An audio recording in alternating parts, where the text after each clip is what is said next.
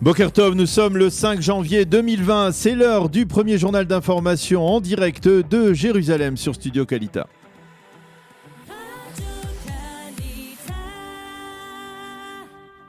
Au studio à Jérusalem avec notre correspondant Daniel Haïk. Bonjour Daniel, et à la une de l'actualité, une fois n'est pas coutume, on commence ce matin par une bonne nouvelle dans le combat pour la vaccination que mène actuellement Israël. Oui, Ilana, le consortium pharmaceutique américain Moderna a annoncé durant la nuit que le ministère israélien de la Santé avait validé son vaccin. Concrètement, les premières centaines de milliers de doses du vaccin de Moderna devraient arriver en Israël dans le courant du mois de janvier. Israël est le troisième pays, après les États-Unis et le Canada, à valider le vaccin de Moderna.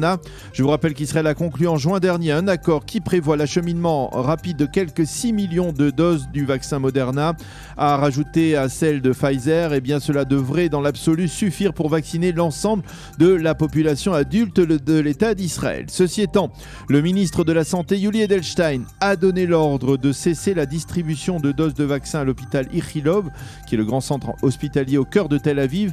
Le ministre a pris cette décision après avoir appris que le directeur de l'hôpital, le professeur Roni Gamzou, avait autorisé hier des enseignants à se faire vacciner en violation des règles de priorité instaurées par le ministère.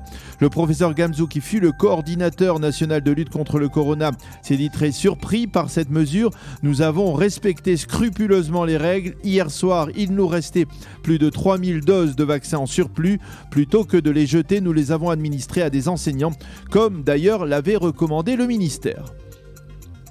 Et pendant ce temps, Daniel, le virus continue par ailleurs à causer de sérieux dégâts en Israël. Oui, de très sérieux dégâts. Le nombre de nouveaux malades annoncés ce matin en Israël est effrayant. 8300 nouveaux malades ont été recensés pour la seule journée d'hier, avec un taux de positivité de 7,5% et 764 malades graves, dont 183 sous assistance respiratoire.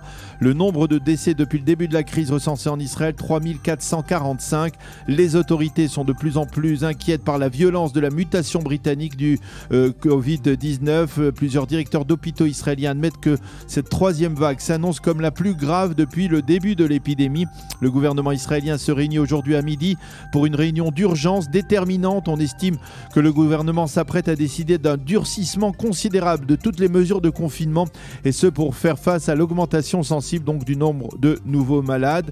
Binyamin Netanyahou est favorable aux recommandations du ministère de la Santé qui réclame la fermeture immédiate de l'éducation nationale.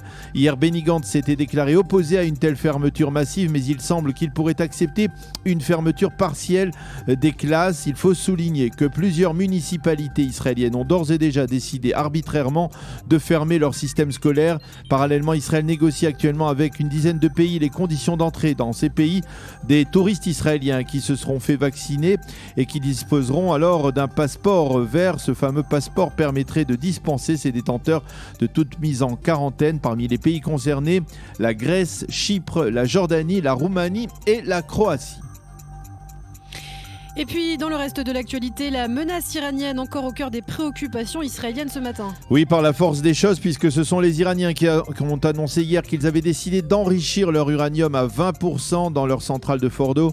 Et cette annonce a suscité de multiples réactions, en particulier aux États-Unis, où l'on a qualifié cette démarche de chantage nucléaire. Cette tentative est vouée à l'échec, a affirmé un porte-parole américain. Et l'on estime que cette réaction de l'administration Trump est destinée à placer Joe Biden face à ses responsabilités dans le dossier du nucléaire iranien.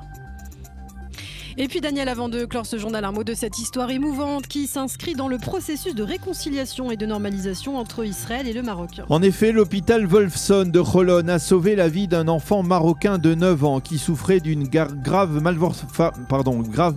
malformation cardiaque. Il a été acheminé en Israël en février dernier, admis au département de cardiologie infantile de l'hôpital Wolfson, où il a subi une opération à cœur ouvert. Il est resté en convalescence en Israël jusqu'en août dernier. C'est sa sœur qui, de retour à Casablanca, a voulu rendre publique cette action, et elle a rendu hommage en particulier aux équipes médicales qui l'ont soigné. Mon frère a reçu les meilleurs soins possibles durant son hospitalisation en Israël. Je remercie les médecins et infirmières de l'hôpital pour l'avoir ainsi soigné. Un bel exemple d'entente et de normalisation. C'est la fin de ce premier journal d'information.